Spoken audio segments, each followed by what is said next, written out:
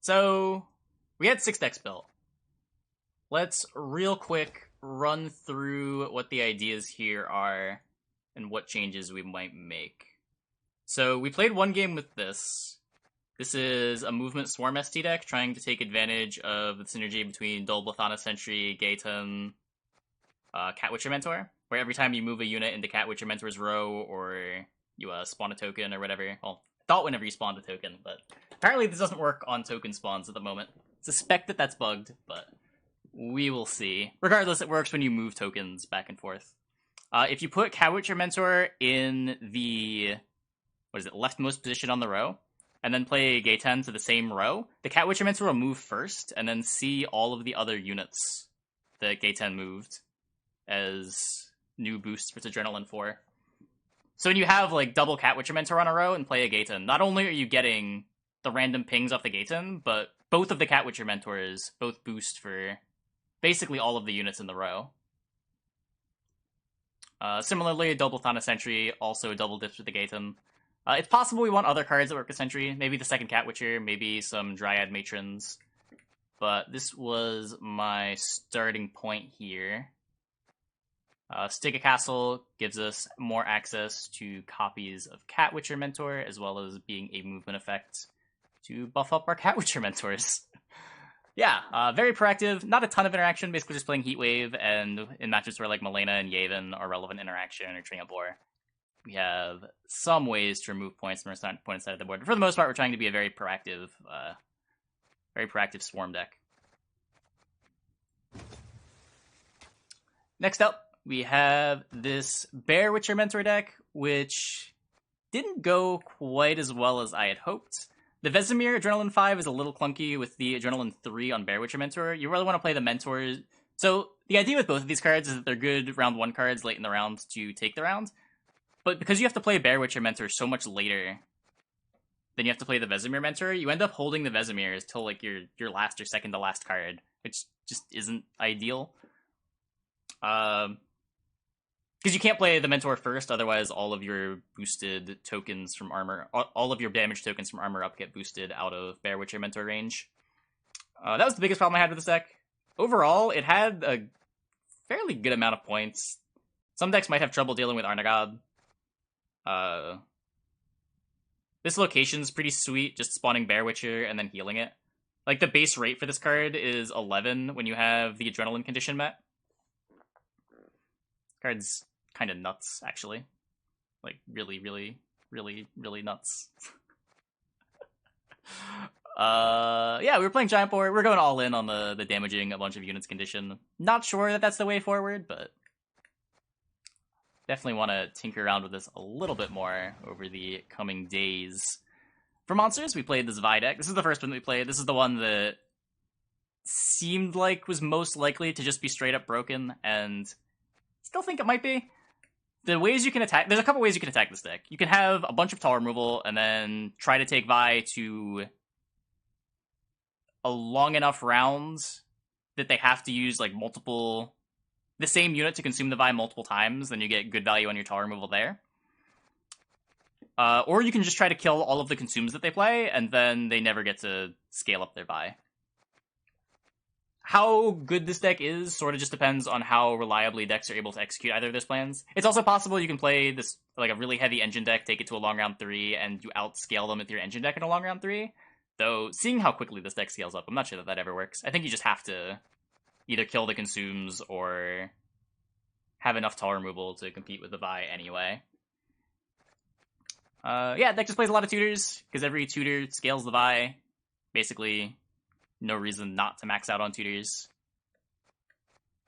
Plays Indragalarvas, plays Necker. They thrive pretty consistently when you're playing Vi's every turn.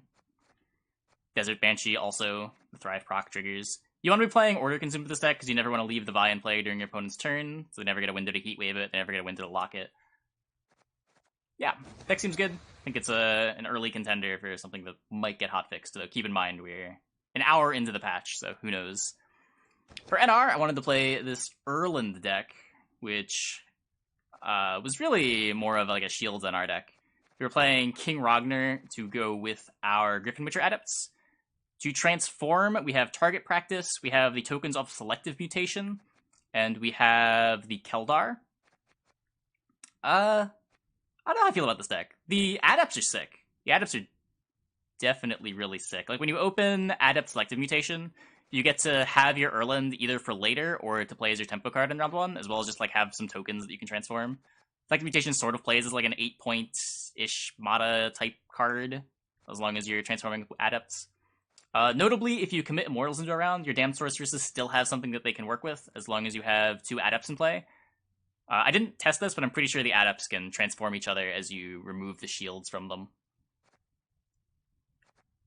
Yeah, like Adept Damned Sorceress is a strong engine, and one of the things that was drawing it back before was just how bad it was when you didn't have the Immortals. Now with a second target for the package, I don't know, I can see this just being something that NR does.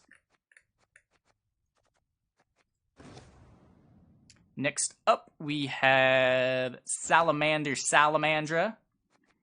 The idea here was to play Salamander. We have Decoy and Renew to replay it to blow up our opponent's entire board and then survive with either a gigantic Fallen Rayla or some Salamandra Abominations.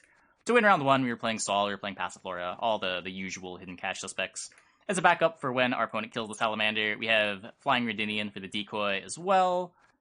To apply poisons to our Salamandra Abominations in round 1, we got Stolen Mutagens, we've got Fist Deck Traffickers that we can use. Yeah, not sure about this one. This one was on the memeier side of the decks, but Salamander is such a cool card. I hope I can get something working that utilizes it. And then lastly, we have Coup de Craw, which was definitely memeier than the Salamander deck, but it reminded me a lot of the old Assimilate. So what we're doing here is we have Warrit, Operator, and Viper Witcher Mentor as like the main cards. So the first time I read this, I assumed that it was going to be like all of the other reveal cards, where it shuffled the opponent's deck after revealing, but it doesn't. So if you Warrit to stack like their Neuromancy on top of the deck, and then you just play Operator, from there you can make copies of that Viper Witcher Mentor with like Duchess's Informant, with Artorias Vigo, with Experimental Remedy, 4 Duchess's Informant, Coup de Gras, and each one of those is going to reveal the card that you stacked with the Warrit. So if they miss their Neuromancy or they miss their scenario in round 1, all of a sudden you have a bunch of like 13 or 14 point plays for the first round. And where you go from there is pretty open-ended. I was going with a Joachim Coup de Gras short round package. Gorther plus Cantarella lets you play any unit from their graveyard that they played earlier, while also giving you another copy of Viper Witcher Mentor. So in round 1, this gets you another Viper Witcher Mentor to combo with, and then in round 2, you can push with just like stacking one of the golds they played in round 1, and then replaying it with Cantarella.